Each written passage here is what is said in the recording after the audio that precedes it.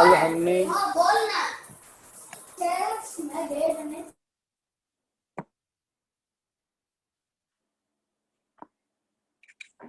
कल हमने 5 प्रकार के अभिगम को जाना था। जिनालय में जाते हैं और उस समय के अंदर 5 प्रकार के विनय धर्म का पालन करना होता है और ऐसे 5 प्रकार के जो उत्कृष्ट प्रकार के विनय जब देवादिदेव तीर्थंकर परमात्मा के मंदिर में जाते हैं तो उस समय के अंदर करना चाहिए। आज हमारा विषय है किसको किस प्रकार से जिनालय जाना चाहिए। हालांकि वर्तमान में पूरी की पूरी परिस्थिति बदल चुकी है। पूर्व के काल के अंदर सब अपनी अपनी किस प्रकार की परिस्थिति थी और उसके अनुरूप मंदिर जाते थे। राजा महाराजा वगैरह होते तो अपने अनुसार मंदिर जाते थे। सेठ साहूकार लोग होते तो उनको मंदिर जाने की विधि अलग थी। यदि सामान्य घराने के जो श्रावक श्राविका रहते तो वो मंदिर अलग प्रकार से जाते थे और आचार्य भगवंत वगैरह भी मंदिर जाते तो उनके लिए भी अलग पद्धति रही हुई थी। वर्तमान के अंदर अब राजा महाराजाओं का जमाना रहा नहीं है, इसलिए उनकी अपन ज्यादा बातें नहीं करेंगे। लेकिन उस काल के अंदर भी मंदिर कैसे जाते थे, सोना चांदी चंदन आदि के रथ में बैठकर अनेक प्रकार के वाजिंत्र आदि बजते थे। बैंड बाजों के साथ में गरीबों को अनुकंपा दान देते हुए शासन की प्रभाव न हो, उस प्रकार से राजा महाराजा आदि मंदिर जाते थे। सेठ साहूकार वगैरह लोग रहे तो अपनी किस प्रकार की शक्ति है यथाशक्ति वेश को धारण करते थे। खुले पैर अपने पूरे के पूरे परिवार के साथ में अष्ट प्रकारी पूजा की सामग्री लेकर वाजिंत्र जो खंजली के ताल वगैरह जो भी रहे और वो वाजिंत्र बजाते हुए परमात्मा की जय जयकार करते हुए परमात्मा के भक्ति गीत गाते हुए जिनालय जाते थे। सामान्य व्यक्ति रहे तो उसे कैसे मंदिर जाना चाहिए, तो के धुले हुए कपड़े रहे, फटे हुए वगैरह कपड़े नहीं रहे। मार्ग में इरिया समिति का पालन करते हुए, मन में नवकार का स्मरण करते हुए, कोई भी इस प्रकार के क्षुद्र व्यक्ति वगैरह का स्पर्श नहीं हो जाए और यथाशक्ति जो पूजा के द्रव्य रहे वो पूजा के द्रव्य लेकर मंदिर जाने की विधि होती थी।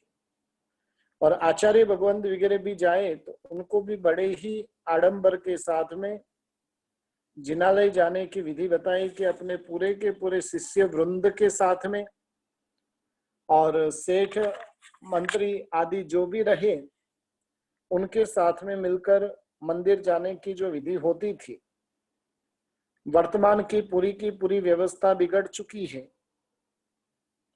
काफी लोगों के घर जो हैं वो मंदिर से दूर हो जाने के कारण वो व्यक्ति अधिकतर जो जिनालय जाते हैं तो व्हीकल का ही उपयोग कर कर अधिकांशतः लोग मंदिर जाते हैं। 2 व्हीलर 4 व्हीलर आदि का उपयोग कर कर मंदिर जाना शास्त्रों के हिसाब से अनुचित नहीं है। लेकिन वैसी परिस्थिति नहीं रहे, घर बहुत ही दूर रहे तो वैसे समय के अंदर भी एक भीतर के अंदर भावना तो रखनी ही चाहिए कि जिनालय जाना है तो पैदल ही जाना चाहिए। लेकिन मेरी कम नसीबी है, मंदिर घर से बहुत ही दूर रहा हुआ है, इतना पैदल नहीं चल सकते हैं तो वैसे समय के अंदर व्हीकल आदि लेकर जाए तो भी आराम से व्हीकल चलाते हुए जिनालय जाना चाहिए। कम से कम जिनालय की कुछ दूरी पर तो आधा किलोमीटर, 1 किलोमीटर, नहीं तो 100 मीटर की दूरी पर भी अपना यदि व्हीकल पार्क करते हैं तो मन के अंदर एक उद्देश्य बना हुआ रहता है कि मंदिर कभी भी नंगे पांव चलकर ही जाना चाहिए। गाड़ी लेकर, हम तो गाड़ी जब लेकर जाते हैं तो मंदिर के एकदम निकट में पार्क करने का सोचते हैं और वैसे समय के अंदर प्रभु की आज्ञा की भी हम धज्जियां उड़ाते हैं। संभव हो वहां तक चलकर ही जाएं। यदि समझ लो कि मंदिर आधा किलोमीटर, 1 किलोमीटर की दूरी में रहा हुआ है तो प्रयास करें कि नहीं, हम मंदिर जाएंगे, चलकर ही जाएंगे। और फिर भी वैसी अनुकूलता नहीं रहे तो योग्य तरीके से योग्य वेशभूषा को धारण करके मंदिर जाना चाहिए। तो इस प्रकार से किसको कैसे मंदिर जाना, उस बारे में हमने कुछ बात की। अब मंदिर कितनी बार जाना चाहिए, मंदिर कितनी बार जाना चाहिए और पूजा कितनी बार करनी चाहिए, उसके संबंध में शास्त्रकार भगवंतों ने 3 टाइम की परिभाषा बताई है। मंदिर जाना है तो त्रिकाल मंदिर जाना है और त्रिकाल पूजा करनी है। जैसे डॉक्टर लोग होते हैं, वो डॉक्टर दवा के 3 टाइम के डोज देते हैं। सुबह में भी दवा लेनी है, दोपहर में भी दवाई लेनी है और शाम को भी दवाई लेनी है। उसी प्रकार से और 3 टाइम यदि व्यक्ति डोज लेता है तो उसकी बीमारी जल्दी से ठीक हो सकती है। उसी प्रकार से आत्मा की बीमारी को दूर करने के लिए आत्मा के ऊपर राग, द्वेष, मोह आदि की भयंकर कक्षा की बीमारी लगी हुई है और उसे दूर करने के लिए त्रिकाल मंदिर जाना चाहिए। त्रिकाल मंदिर कब, कौन से समय में जाना चाहिए और उस बात में समाधान करते हुए कहा, सुबह में सूर्योदय के बाद में मंदिर जाना चाहिए, दोपहर के समय के अंदर 12 बजे के आसपास मंदिर जाना चाहिए और शाम के समय के अंदर सूर्यास्त के पहले मंदिर जाना चाहिए। इस प्रकार से तीनों टाइम की मंदिर जाने की विधि बताई। यदि दुकान वगैरह दूर रहे और 3 टाइम नहीं जा सके तो जहां पर ऑफिस रहे, ऑफिस के पास में भी यदि कोई जिनालय रहे तो वहां पर जिनालय के दर्शन आदि कर कर भी त्रिकाल दर्शन की मर्यादा को बनाए रखनी चाहिए। अपने यहाँ पर कई ऐसे राजा महाराजा हुए, कृष्ण महाराजा रहे, श्रेणिक महाराजा रहे, कुमारपाल महाराजा रहे, झांझण साहब, वस्तुपाल, तेजपाल, पेथड़ साहब आदि जो इतने बड़े बड़े महामंत्री भी जो थे, राजा महाराजा भी थे और वो भी अपने जीवन के अंदर त्रिकाल पूजा करते थे। जिनके भीतर में परमात्मा के प्रति अहोभाव रहे तो वो इस आज्ञा का पालन अवश्य कर सकता है। जिनके भीतर में प्रभु के प्रति, प्रभु की आज्ञा के प्रति आदर भाव नहीं है तो प्रभु की आज्ञा को जीवन में पाल भी सकेगा नहीं। जब आदर भाव परमात्मा के प्रति का रहता है तो समय भी ऐसी अनुकूलता करके आपको देता है कि तीनों टाइम आप चाहो तो आराम से परमात्मा के दर्शन, पूजा आदि कर सकते हैं। तो इस प्रकार से 3 काल की पूजा शास्त्रों में बताने में आई है। सर्वप्रथम प्रातः काल में कौन सी पूजा करनी चाहिए, मध्याह्न काल में कौन सी पूजा करनी चाहिए और संध्या काल में कौन सी पूजा करनी चाहिए, तीनों पूजा के संबंध में अलग अलग बातें बताने में आई है। शास्त्रों में स्थान स्थान पर अपन देखने जाते तो जिन पूजा का विधान मिलता है, श्रावक को सूर्योदय के 4 घड़ी पहले उठना चाहिए, यानी लगभग 1.5 घंटा पूर्व शयन का त्याग करना चाहिए। सुबह में उठकर सामयिक प्रतिक्रमण आदि आराधना कर कर, हाथ पैर धोकर, शुद्ध वस्त्र पहनकर, सामयिक के वस्त्र भी चलेंगे, तो इस प्रकार से शुद्ध वस्त्र पहनकर रास्ते में जीव दया का पालन करते हुए, जिनालय में यथा योग्य 10 तरीकों का पालन करते हुए जिनालय में प्रवेश करना, परमात्मा के सामने स्तुति आदि करना, उत्तम प्रकार के सुगंधित द्रव्य मिलाए के परमात्मा की वासक्षित पूजा करनी चाहिए। यानी सुबह सुबह में जो परमात्मा के जिनालय में हम जाते हैं, उस समय के अंदर सिर्फ और सिर्फ वासक्षित पूजा का विधान रहा हुआ है। वासक्षित पूजा करने के पश्चात, पहले वासक्षित पूजा की बात आई है, तो वासक्षित कैसा होना चाहिए, किस प्रकार का होना चाहिए, उसकी कुछ बात कर लेते हैं। वर्तमान के अंदर देखने जाए तो वासक्षित 300 रुपये से लेकर 20-25 हजार तक का भी वासक्षित प्राप्त होता है। 300 रुपये से लेकर 20-25 हजार रुपये तक का भी वासक्षित प्राप्त होता है। अब आप कल्पना कर सकते हो कि 300 रुपये में 2000 रुपये में जो वासक्षेप आता होगा, वो वास्तव में किस प्रकार का वासक्षेप रहेगा। वासक्षेप यानी क्या, कि चंदन का जो पाउडर, चंदन का पाउडर जिसे हम वासक्षेप कहते हैं, इन वास के अंदर अंबर, कस्तूर, इत्र, चंदन का तेल आदि उत्तम कोटि के द्रव्य उसके अंदर मिलाए जाते हैं, और ऐसे उत्तम द्रव्य मिला के वासक्षेप तैयार किया जाता है। वासक्षेप तैयार करने की 2 विधि वर्तमान में रही हुई है। एक, उसको जैसे अपन चंदन घिसते वैसे चंदन घिसकर उस चंदन को सुखा देना, और वही चंदन जब सूख जाएगा तो वो वासक्षेप बन जाएगा। दूसरे नंबर में उसको मशीन आदि के माध्यम से भी उसका पाउडर किया जाता है, और उस प्रकार से भी वासक्षेप बनाया जाता है। लेकिन मूलभूत तरीका है वो घिसकर वासक्षेप करना, वो बहुत अच्छी परंपरा रही हुई है। तो ऐसे वासक्षेप की अनेक प्रकार के वासक्षेप आते हैं। प्योर चंदन का पाउडर वो वासक्षेप सही वासक्षेप कहा जाता है, और ऐसे वासक्षेप के माध्यम से प्रभु के अंगों को स्पर्श नहीं करे, स्पर्श नहीं हो जाए, इसकी सावधानी रखते हुए कम से कम भगवान से 4-1 इंच की दूरी रखते हुए इतनी दूर से प्रभु की वासक्षेप पूजा करे, क्योंकि उससे निकट में जाएंगे तो कहीं गलती से भी प्रभु का स्पर्श हो जाए तो दोष के भागीदार हम बनते हैं। और इसलिए सामयिक के वस्त्र में मुखोस बांधकर परमात्मा की वासक्षेप पूजा की जा सकती है। वासक्षेप पूजा करने के बाद में धूप पूजा, दीपक पूजा, अक्षत नैवेद्य फल पूजा, चैत्य वंदन, यथाशक्ति पचखान, इतनी विधि प्रातः काल के अंदर शास्त्रों में बताने में आई है।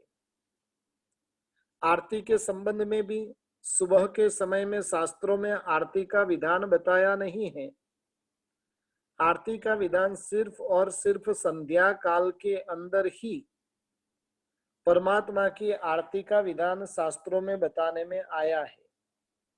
तो प्रातः काल के अंदर वासक्षेप पूजा, धूप दीप अक्षत नैवेद्य फल, और इस प्रकार से सुबह सुबह में परमात्मा की ये पूजा होनी चाहिए।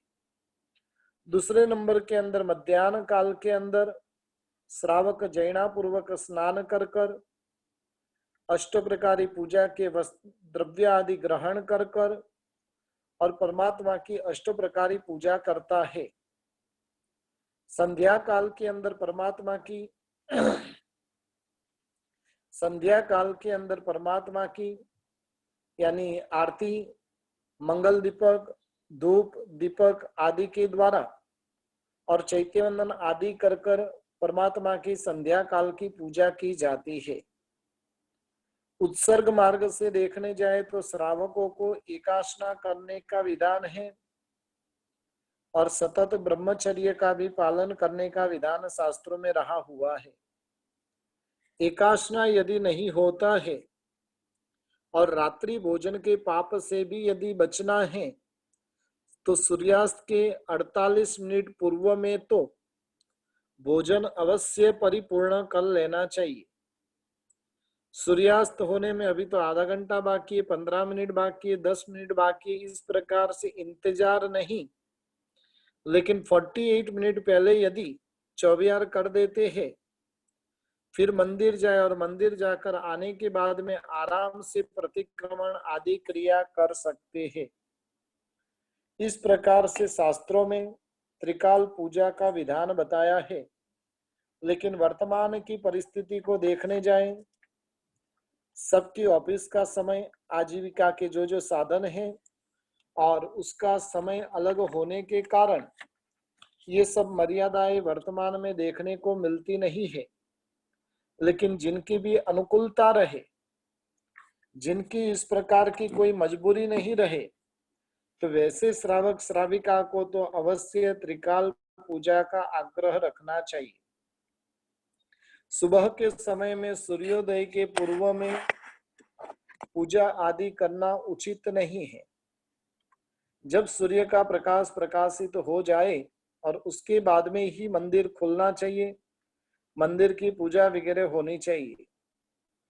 कई मंदिरों के अंदर अभी लॉकडाउन के समय के अंदर भी देखा जाता है, सुबह में 4:30 बजे मंदिर खोलकर 4:30 से 5:30 के बीच में पूजा वगैरह सब बंद कर पूरी करके मंदिर मंगल कर देते हैं, लेकिन वो उचित नहीं है।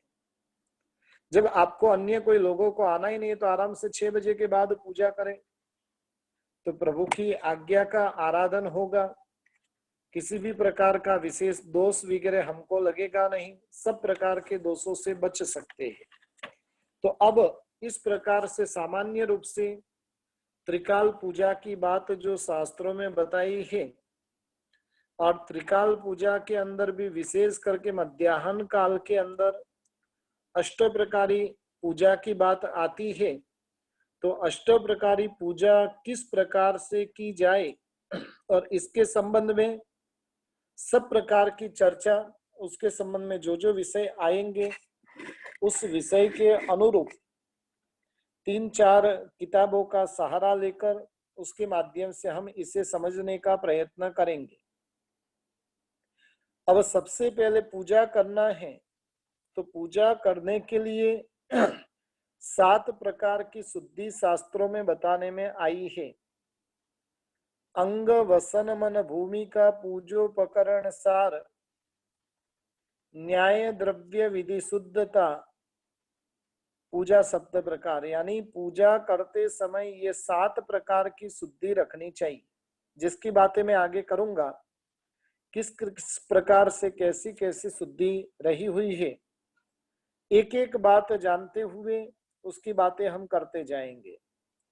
सबसे पहले नंबर में अंग की शुद्धि होना पूजा के लिए। वासक से पूजा के लिए स्नान करने की आवश्यकता नहीं है, सिर्फ शुद्ध शरीर होना चाहिए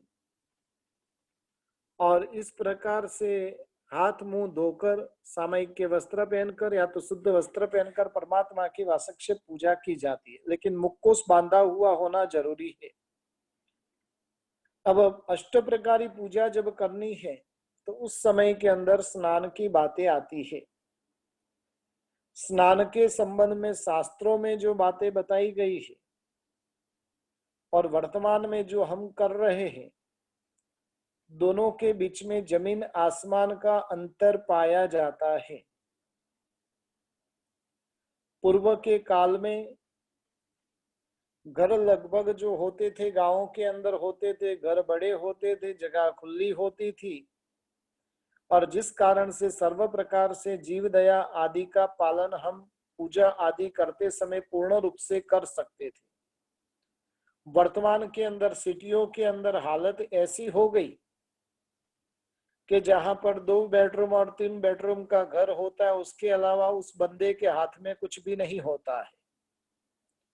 और वैसे समय के अंदर किस प्रकार से स्नान किया जाए वो बहुत बड़ी समस्या रही हुई है।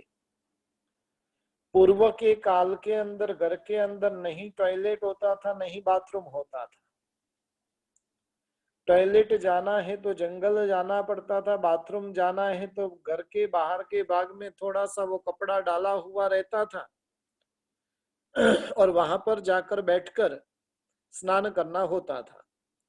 एक पत्थर रख दिया जाता था, छान कर पानी लिया जाता था और उस पानी से स्नान करने की विधि होती थी। पानी वो अपने आप जैसे ही वो बाहर के भाग में जाता था, ऊपर भी खुला होने के साथ में जैसे ही सूर्य का प्रकाश आता था और आने के साथ में वो पानी सूख जाता था। लेकिन वर्तमान में ऐसी परिस्थिति सिटी में रहने वाले के गांव में रहने वाले लगभग किसी के लिए ऐसी परिस्थिति अभी रही नहीं है। घर घर में टॉयलेट और बाथरूम तो होना ही चाहिए, ऐसी मांग आज के समाज की चल रही है। और वैसे समय के अंदर बाहर बाथरूम जाना भी बंद हो गया, स्नान करना भी बाहर बंद बंद हो गया। अब तो हर एक छोटा सा व्यक्ति रहे तो उसके घर में भी टॉयलेट बाथरूम तो अवश्य रहेगा ही। अब टॉयलेट बाथरूम में भी किस प्रकार से स्नान कर सके उस भूमिका को बता रहे तो कि एक बड़ी परात लेनी चाहिए, परात के अंदर पाटला रखकर मर्यादित मात्रा में पानी लेकर स्नान करना चाहिए। सामान्यतया तो 2.5 लोटा पानी से स्नान करने की विधि शास्त्र में बताई है और उतने पानी से आराम से अपन अपने शरीर की शुद्धि कर सकते हैं। यानी शरीर कहीं पर भी मैला नहीं रह जाए, उस प्रकार उतने प्रमाण पानी के द्वारा स्नान करना चाहिए। वर्तमान के अंदर तो देखने जाए तो घर घर के अंदर ऐसे ऐसे टब बन गए हैं, ऐसे फवारे लग गए हैं, ऐसे स्विमिंग पूल आदि बना दिया है और वहां पर घंटों तक वो पानी में जल के कीड़ों की तरह मस्ती करता रहता है और स्नान करता है। लेकिन वो सब उचित नहीं है। अपने यहाँ पर जो स्नान करना है तो कितने पानी से स्नान करना है। शास्त्र में बताया कि 68 तीर्थ नहावता अंतरंग घड़ी एक, तुम भी जल स्नाने करी जाग्यो चित्त विवेक। यानी तुंबड़ा जो होता है वो तुंबड़ा भरकर उतने पानी से स्नान करने की शास्त्रीय विधि रही हुई है। जैसे वैदिक धर्म के अंदर नदी के अंदर जाकर स्नान करने की बात है, वैसी जैन दर्शन के अंदर बात रही हुई नहीं है। जैन दर्शन तो कहता है कि नदी तालाब वगैरह जगह पर स्नान करना ही नहीं चाहिए। अपने यहाँ पर भी शास्त्रों में बताया कि शत्रुंजय नदी नाहियो नहीं एले गयो अवतार। शत्रुंजय नदी के पानी से स्नान करने की बात बताई है, लेकिन शत्रुंजय नदी में डुबकी लगाकर स्नान करने की बात अपने शास्त्रों में नहीं है।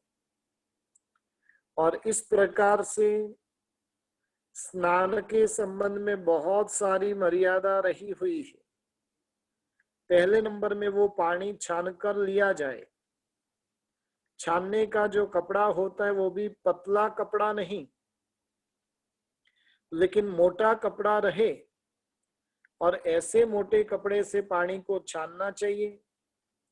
पानी को छानने के बाद में फिर उस पानी से जैना पूर्वक स्नान करना चाहिए।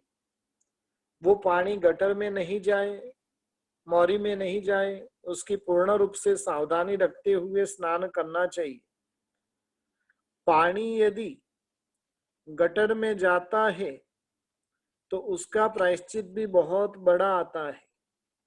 असंख्य समूर्छिन पंचेंद्रिय मनुष्यों की उत्पत्ति उस पानी के अंदर होती है और उसकी उत्पत्ति कब तक चलती रहेगी तो कि सैकड़ों सालों तक उसके माध्यम से समूर्छिन पंचेंद्रिय जीवों की हिंसा का पाप निरंतर हमें लगता, इसलिए वैसे समय के अंदर मर्यादा पूर्वक जल से स्नान करे, स्नान करने में भी पूर्ण रूप से विवेक रखे, ठंडा और गर्म पानी का मिश्रण नहीं करे, यथा संभव शक्य हो तो ठंडे पानी से ही स्नान करे, ठंडे पानी से स्नान नहीं होता हो तो गर्म पानी लेवे, तो इतनी मात्रा में गर्म पानी लेवे कि जिसके अंदर ठंडा पानी मिलाना नहीं पड़े। और इस प्रकार से स्नान के संबंध में बहुत कुछ मर्यादाएं शास्त्रों में बताने में आई है। शास्त्रों में तो यहां तक बताया कि बाथरूम में यदि एक आध बार पेशाब के लिए जाते हैं तो 2 उपवास का प्रायश्चित आता है। अब समझ लो कि दिन में हम कितनी बार टॉयलेट बाथरूम का उपयोग करते हैं और उसका पाप जो है वो कितनी भयंकर मात्रा में होता होगा। लेकिन वर्तमान की परिस्थिति को देखते हुए और कोई रास्ता हमें दिखाई देता नहीं है। हालांकि कई मुमुक्षु ऐसे होते हैं कि जो ऐसी विषम परिस्थिति में भी अपना मार्ग वो निकाल लेते हैं। मेरे पास में एक मुमुक्षु बहन पढ़ती थी, वो सिटी जैसे गिच एरिया में रहने के बावजूद भी उनमें सही समझ आने के बाद में पानी का एक बूंद भी, खाना पीना नहाना धोना सब कुछ मिलाया जाए तो पानी का एक बूंद उन्होंने गटर में जाने नहीं दिया। सिटी जैसे एरिया में रहते हुए भी टॉयलेट के लिए वो लड़की कितना ही दूर चली जाती थी। बाथरूम वगैरह भी परखने में इतनी मर्यादा, स्नान भी करना है तो टब में लेकर परात में स्नान करना और फिर पानी ऊपर जाके या तो नीचे जाकर परट कर आ जाना। अपनी थाली भी धोना है तो इस प्रकार से धोकर उस पानी को बाहर परट देना। और इतनी मर्यादा का पालन, जीव दया का पालन वो बेंगलोर में रहकर वो लड़की करती थी। आज भी हमारे कई श्रावक ऐसे, मुझे बेंगलोर में 3-4 श्रावक तो ध्यान है कि आज भी वो परात के अंदर ही स्नान करते हैं और स्नान करने के बाद में वो पानी ऐसे ही ऊपर जाकर या तो नीचे परट देते हैं और वो पानी भी जल्दी से जल्दी सूख जाए, और उस प्रकार से उन्होंने व्यवस्था की हुई है। हमारा यदि सत्व रहे तो इस प्रकार से हमें भी व्यवस्था करनी चाहिए। यदि वैसा सत्व नहीं है तो जो व्यवस्था है उसे स्वीकार करना होगा, लेकिन उस व्यवस्था के अंदर भी कितनी जीव हिंसा कम होती है, उतनी कम हिंसा के द्वारा अपना कार्य निपटाना चाहिए। स्नान करते समय भी बहुत कुछ चीजों का ध्यान रखना होता है। श्राद्ध विधि ग्रंथ में इसके संबंध में बहुत सारी बातें बताई है। श्राद्ध विधि ग्रंथ में भी बताइए, लौकिक ग्रंथों के हिसाब से भी बात बताइए कि स्नान जब करना है तो पूरे के पूरे नग्न होकर स्नान नहीं करना है। शरीर के ऊपर एक वस्त्र तो अवश्य होना चाहिए। पुराने काल के अंदर तो पंचिया रखते थे, एक टुवाल रखते थे और टुवाल पहनकर वो स्नान करने की विधि होती थी। लेकिन पूर्ण रूप से नग्न होकर स्नान नहीं करना चाहिए। और वैदिक धर्म में लौकिक धर्म में बताया कि यदि इस प्रकार से कोई व्यक्ति स्नान करता है तो कि उसके कुल देवी देवता जो होते वो उससे नाराज होते। जैन दर्शन में भी बात बताई है कि स्नान पूर्ण रूप से नग्न होकर नहीं करना है। काफी लोग होते हैं स्नान करने के लिए बैठते और गीत गुनगुनाते रहते हैं। बाथरूम में जाकर बोलना वो भी ज्ञानावरणीय कर्म बंधन का कारण बनता है। और इसलिए वैसे समय के अंदर बाथरूम आदि में जब स्नान करते तो उस समय के अंदर मौन पूर्वक स्नान करना चाहिए। नहीं किसी भी प्रकार के गीत गाने हैं, नहीं मुंह के अंदर भी कुछ गुनगुनाहट करना है, बस ऐसे ही स्नान कर लेना है। अब स्नान कब कब करना चाहिए उसके संबंध में भी शास्त्रकार भगवंतों ने बातें बताई कि वॉमिट होती है तो वॉमिट होने के तुरंत बाद स्नान करना चाहिए। स्मशान में गए और स्मशान का धुआं लगा है तो उसके तुरंत बाद में स्नान करना चाहिए। कुस्वप्न आया है, खराब स्वप्न, तो खराब स्वप्न आने के बाद में स्नान करना चाहिए। बाल आदि कटवाए हैं तो उसके बाद भी स्नान करना चाहिए। और 5वें नंबर में बताया कि जिस समय में मैथुन का सेवन किया हो तो सेवन करने के बाद भी स्नान करना है। तो इस प्रकार से स्नान कब कब करना चाहिए उसकी बात बताई। भोजन करने के बाद में कभी भी स्नान करना नहीं चाहिए। भोजन करने के बाद में जैसे सुबह में नाश्ता किया और नाश्ता करने के बाद में स्नान करने की विधि नहीं। भोजन करने के पूर्व में स्नान करने की अपनी विधि रही हुई। तो इस प्रकार से स्नान करते समय बहुत सारी चीजों का ध्यान रखना है। साथ ही साथ ऐसे चर्बी आदि से मिश्रित जो साबुन शैम्पू वगैरह होते हैं और वैसे द्रव्यों का भी उपयोग नहीं करना चाहिए। एक चीज ध्यान रखिए कि शरीर का रूप जो कुदरत ने दिया है उसमें कोई फर्क नहीं पड़ सकता है। आप टीवी में कितनी भी लक्स की एड देख लो कि लाइफ बॉय की एड देख लो, वो टीवी में परिवर्तन आ सकता है, रियल लाइफ में उस प्रकार का किसी भी प्रकार का फर्क लगभग देखा जाता नहीं। और यदि ऐसा होता तो दुनिया में कोई काला व्यक्ति ही नहीं होता। लक्स यूज करो और सफेदी लाओ। अब लक्स यूज करने से यदि जो सफेदी आती तो दुनिया में कोई काला व्यक्ति होता था? साधु संत पूरी जिंदगी तक स्नान नहीं करते, साबुन का उपयोग नहीं करते हैं और उसके बावजूद भी उनके चेहरे पे कैसी चमक रहती है। हमारा एक भ्रम है कि स्नान करते साबुन का उपयोग करते तो मैं गोरा होता हूं। वास्तव में जो कुदरत का जो दिया हुआ कलर है उस कलर के अंदर हम कुछ परिवर्तन कर सकते नहीं है। इसलिए और साबुन वगैरह का उपयोग यदि करना भी है तो कम से कम चर्बी वाला, केमिकल वाला, जिसमें अंडे वगैरह आते हैं और वैसे द्रव्य का तो उपयोग करना ही नहीं चाहिए।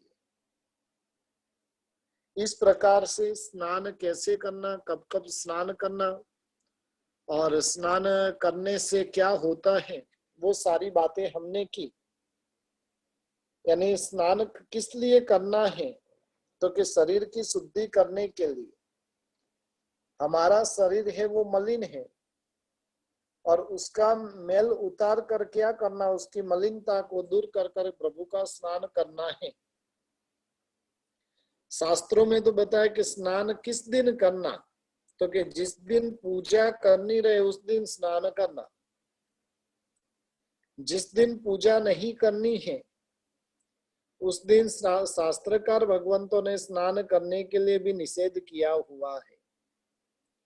तो इस प्रकार से पूजा करने के पूर्व में अंग की शुद्धि जरूरी है और अंग की शुद्धि के साथ साथ मुख की भी शुद्धि होनी जरूरी है। मुख में यदि कुछ भी खाया हुआ रहे, काफी लोगों को गुटखा, सिगार वगैरह की आदतें होती है और वो यदि खाया रहे तो वैसे समय के अंदर मुख की शुद्धि करनी चाहिए। श्राद्ध विधि ग्रंथ के अंदर तो बहुत सुंदर बात बताई है कि श्रावकों को ब्रश भी करना है तो कैसे करना। पूर्व के काल में किसी भी प्रकार के ब्रश होते नहीं थे। नीम आदि के, बबूल आदि के दातुन होते थे और उस दातुन के द्वारा ब्रश करने की विधि बताई थी। वो दातुन भी कितने प्रकार का होना, कैसा होना, उसकी भी पूरी की पूरी विधि शास्त्रों में बताई हुई है। दातुण जो है वो मुख की शुद्धि के लिए है, और इसलिए वो जो दातुण है वो लेकर उसके द्वारा मुख की शुद्धि करनी चाहिए, और जीभ के ऊपर से टंक को अवश्य क्लीन करना चाहिए। दातुण करने के लिए बैठना है तो कौन सी दिशा में बैठना, तो कि पूर्व और उत्तर दिशा के सन्मुख मुंह करके बैठना चाहिए। स्नान करने के लिए भी बैठना है तो कौन सी दिशा में मुंह करके बैठना, तो कि पूर्व और उत्तर दिशा में मुख कर कर बैठना चाहिए। और इस प्रकार से बैठकर शरीर की शुद्धि, मुख की शुद्धि करने की बात बताई। जैसे साबुन वगैरह केमिकल वाले होते हैं, चर्बी वाले होते हैं, तो उसके माध्यम से जीव की हिंसा होती है। वैसे ही ब्रश वगैरह भी जब करना, अब बबूल आदि के दातुन तो रहे नहीं, और वैसे समय के अंदर ब्रश करना जरूरी हो गया, तो उस समय के अंदर ब्रश भी कैसे चीजों से किया जाए। जो पेस्ट वगैरह आती है तो केमिकल वगैरह से मिश्रित होती है, जिसमें अंडे वगैरह का रस, चर्बी वगैरह, कई प्रकार के ऐसे द्रव्य भी मिले हुए रहते हैं, और ऐसे द्रव्यों से ब्रश करना उचित नहीं है। इसलिए जो ब्रश वगैरह भी, पेस्ट वगैरह भी, पेस्ट तो यूज करना ही नहीं है, करे तो भी जो आयुर्वेदिक रहे उस प्रकार की, पाउडर वगैरह भी यूज करे, या तो घर में उस प्रकार का तैयार कर कर उसको कर सकते। तो इस प्रकार से मुख शुद्धि की बात की। स्नान के पहले मुख की शुद्धि, फिर स्नान करना है, फिर वस्त्र कैसे पहनने चाहिए, वस्त्र हमारे कैसे होने चाहिए। पहले नंबर में अंग की शुद्धि की बात हुई, अभी वस्त्र की शुद्धि की बातें हम करने जा रहे हैं। पूजा के वस्त्र जो है धूप से सुवासित करना चाहिए। पूजा के वस्त्र धारण करने के बाद में बिना स्नान किए हुए किसी भी व्यक्ति का स्पर्श नहीं हो जाए। बिना स्नान किए हुए किसी भी व्यक्ति का स्पर्श नहीं हो जाए, उसका ध्यान रखना चाहिए। पूजा के वस्त्र वगैरह एकदम शुद्ध होने चाहिए। रोज के लिए पूजा के वस्त्र पानी के अंदर धोना चाहिए। कहीं पर तीर्थ स्थान वगैरह में भी जाते हैं, कहीं पर भी बाहर भी जाते हैं, पेटी जब भरते, सूटकेस जब भरते, तो सबसे पहले पूजा के वस्त्र रखने चाहिए, बाद में बाकी सब कुछ रखना। ताकि क्या है, कई बार क्या होता है, सबके लिए जगह रहती है, पूजा के साधन सामग्रियों के लिए जगह नहीं होती। कितनी भी बड़ी पेटी लेकर जाए, लेकिन जब पूजा के सामान रखने की बात आती है तो बंदे के पास में जगह होती नहीं है, तो वो उचित नहीं है। परमात्मा के पूजा के वस्त्र वगैरह तो सबसे पहले रखना है, बाकी किसी के लिए जगह नहीं रहे तो चलेगा, लेकिन परमात्मा के वस्त्र आदि के लिए तो अवश्य जगह होनी ही चाहिए। मंदिर आदि में रखे हुए वस्त्र पहनकर कभी भी पूजा नहीं करनी चाहिए, क्योंकि वो वस्त्र किस प्रकार के होते, कैसे मैले होते, कैसे कैसे व्यक्तियों ने पहने हुए रहते, वो पहनकर उन्होंने गैस वगैरह भी उनके शरीर से निकली हुई रहती है, तो ऐसे समय में ये वस्त्र जो है पवित्र नहीं गिने जाते। इसलिए ऐसे अपवित्र वस्त्र पहनकर भी पूजा नहीं करनी चाहिए। पूजा के वस्त्र पूजा होने के बाद भी अधिक समय तक उस वस्त्र को पहनकर रखना नहीं है। काफी लोग होते पूजा के वस्त्र में माला गिनने बैठ जाते, पूजा के वस्त्र में ध्यान करने बैठ जाते हैं, तो ये सब बातें उचित नहीं है। पूजा के वस्त्र में अष्ट प्रकारी पूजा और चैत्य वंदन, वहां तक की ही क्रिया करनी है। उसके अतिरिक्त कुछ भी पूजा के वस्त्र में करना नहीं चाहिए।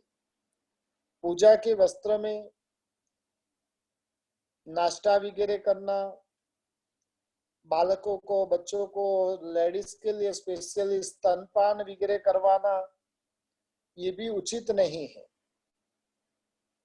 पूजा के वस्त्र के अंदर उसकी पवित्रता पूर्ण रूप से बनी हुई रहे और उसकी सतत सावधानी रखनी चाहिए। पूजा के वस्त्र जब धोने भी है तो उसको अलग से धोना चाहिए, नहीं कि दूसरे जो कपड़े रहे और उसके साथ में पूजा के वस्त्र को भी धोने के लिए डाल दिया जाए, तो वो भी उचित नहीं है। पूजा के वस्त्र पहनने के बाद में अब एक नया ट्रेंड चला है, मंदिर आते हैं तो भी बंदा चप्पल पहनकर आते हैं। पूर्व के काल में जैसे लोगों को कोई बीमारी होती ही नहीं थी, आजकल तो रेगुलर जो यूज के भी चप्पल वगैरह पहनकर आ जाते हैं, चमड़े के भी चप्पल पहनकर आ जाते हैं, स्लीपर आदि भी पहनकर आ जाते हैं। लेकिन पूजा के वस्त्र में ये सब पहनना उचित नहीं है। नाम ही उसका चप्पल है। शास्त्रों में तो यहाँ तक बताया कि यदि चप्पल का स्पर्श हो जाए पूजा के वस्त्र का, तो उस वस्त्र से हम पूजा नहीं कर सकते। चप्पल का स्पर्श हो जाए तो यदि पूजा नहीं कर सकते, तो चप्पल पहनकर तो पूजा करने के लिए कैसे जा सकते हैं। लेकिन शरीर के प्रति का इतना भयंकर मोह है, और जिस कारण से वो बस अलग अलग भ्रमणाओं में जी रहा है, चाहे वो शुगर का बहाना निकाले कि बीपी का बहाना निकाले, वो धूप का बहाना निकाले कि गंदगी का बहाना निकाले, लेकिन सब कुछ जो मर्यादाएं शास्त्रकार भगवंतों ने की है वो बहुत सोच समझकर मर्यादा की हुई है। इसलिए कभी भी मंदिर जाते हैं तो चप्पल आदि पहनकर मंदिर नहीं जाना चाहिए। मंदिर जैसे ही पहुंचते तो सबसे पहले क्या करना, तो कि पांव धोने का काम करना चाहिए।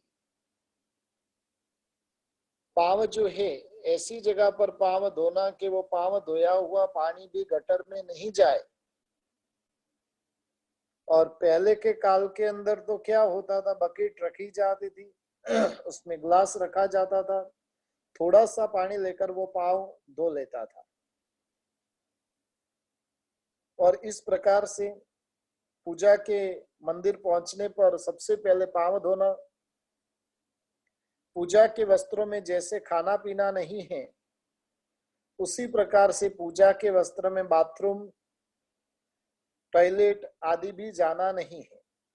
यदि बाय मिस्टेक भी यदि ऐसा कुछ हो जाता है तो पूजा के वस्त्र कभी भी कोई भी काल में आप पूजा के लिए वापर सकते नहीं हो। उसका घर के किसी भी काम में पहनने के लिए उपयोग कर लो, लेकिन पूजा के वस्त्र के स्वरूप में वो काम आते नहीं है। फिर बताया कि पूजा के वस्त्र कैसे होना, तो कि बहुत ही शालीन पूजा के वस्त्र होने चाहिए।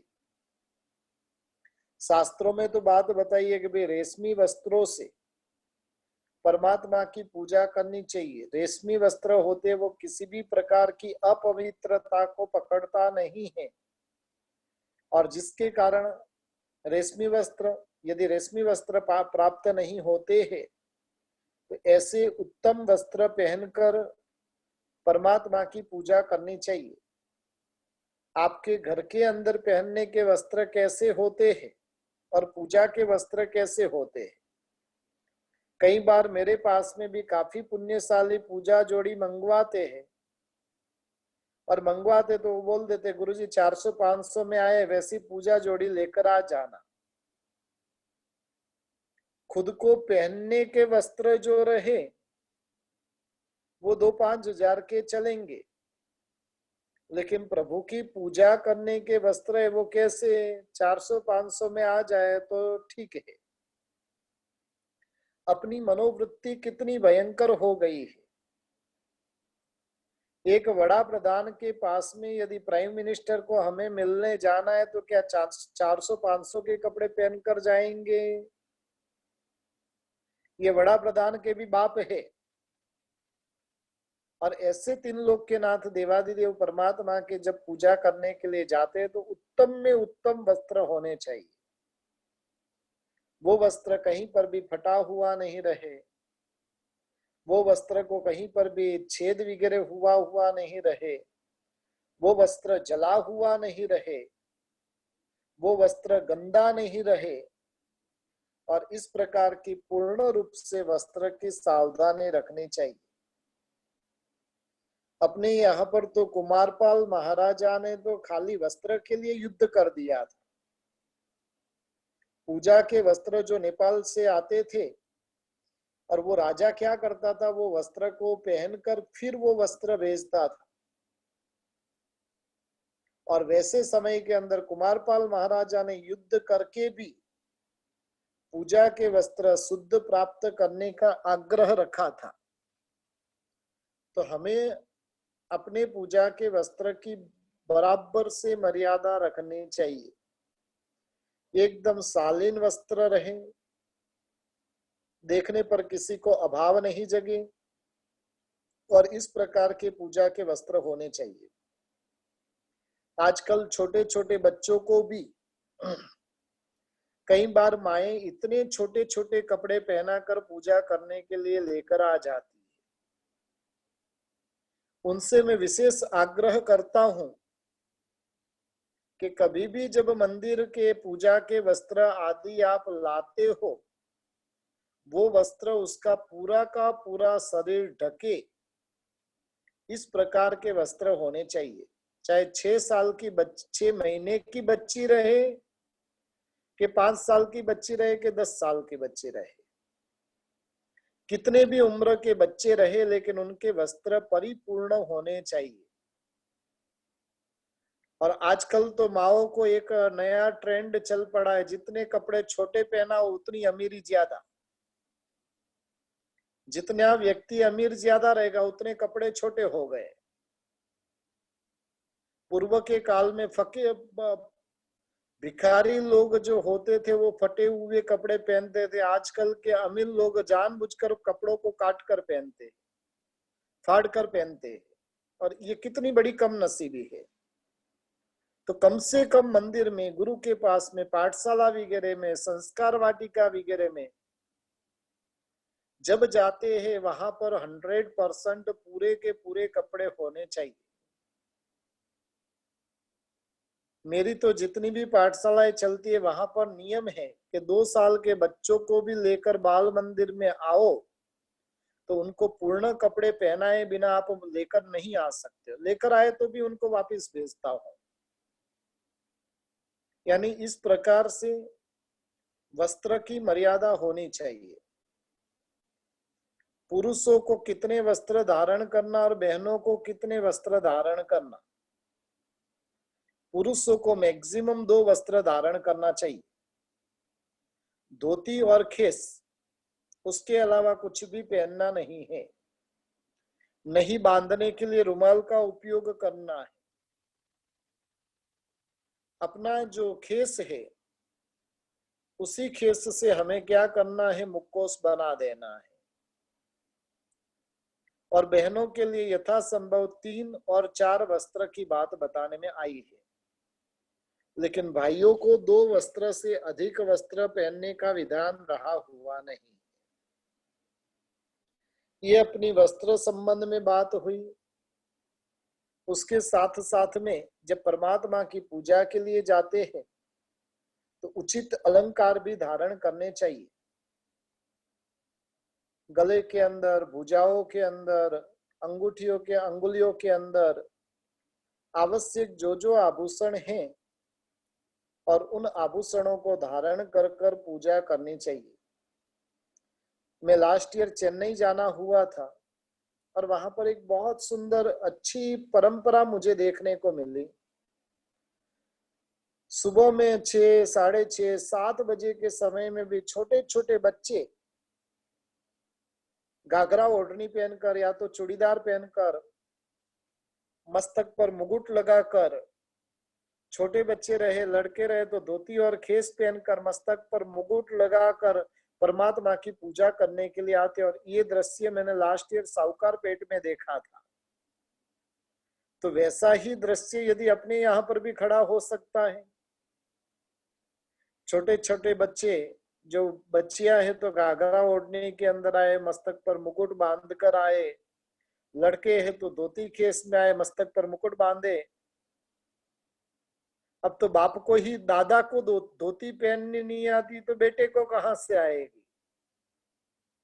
दादा भी कुर्ता पायजामा पहनकर पूजा करता है, बेटा क्या पहनेगा। बाप ने, दादा ने यदि कुर्ता पायजामा पहना है, बेटा पहनेगा जीन्स और टी शर्ट पहनेगा। और पोता क्या पहनेगा, चड्डा बरमुडा पहनकर वो प्रतिक्रमण करने, पूजा करने आ जाएगा। इसलिए जरूरी है ये संस्कार हमको बचपन से बच्चों के अंदर डालने चाहिए। कैसी वेशभूषा होने, कैसे अलंकार होने, और ऐसे 16 श्रृंगार कर कर परमात्मा की पूजा करने की बात शास्त्रों में बताई है। ऐसा यदि आपका सत्व नहीं है तो वैसे समय में सिर्फ जो पूजा की अंगुली है, उस अंगुली के अंदर तो अंगूठी अवश्य धारण की हुई होनी चाहिए। सोने की करें, अति उत्तम है। सोने की पहनने की शक्ति नहीं है तो चांदी की पहने, चांदी की पहनने की भी शक्ति नहीं है तो तांबा की, आदि जो भी रहे उचित द्रव्य, और उचित द्रव्य की अंगूठी हाथ में धारण करना कंपलसरी है। ये धारण किए बिना परमात्मा की पूजा की नहीं जा सकती है। वैसे अपने धर्म ग्रंथों के अंदर बात बताने में आई है। तो इस प्रकार से आज त्रिकाल की पूजा की बात कही, स्नान वगैरह कैसे करना वो बातें कही, और वस्त्र वगैरह कैसे होने चाहिए, वस्त्र कैसे पहनने चाहिए, उसके संबंध में आज हमारी कुछ बात हुई है। कल वस्त्र से मुखोश कैसे बांधना, कब बांधना, तिलक कैसे करना, किस प्रकार का होना, उसके संबंध में बहुत सारी जो